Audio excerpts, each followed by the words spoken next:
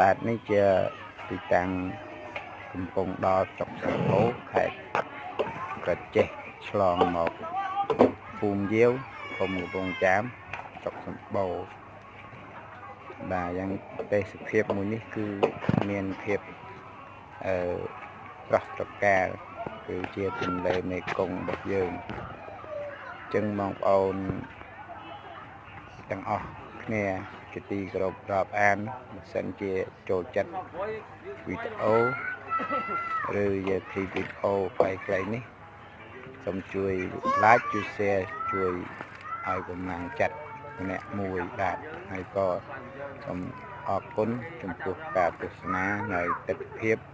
នៃដងទន្លេមេគង្គកំពង់ដល់ស្រុកសំបូរបាទស្រុកសំបូរខេត្តក្រចេះបងប្អូនដឹងហើយថាខេត្តក្រចេះមានប្រវត្តិមួយដែលយូរលង់មកហើយគឺមានវត្តសសរពហិ100សសរ100បាទពហិសសរ100ហ្នឹងនៅស្រុកសំបូរហ្នឹងហើយមាន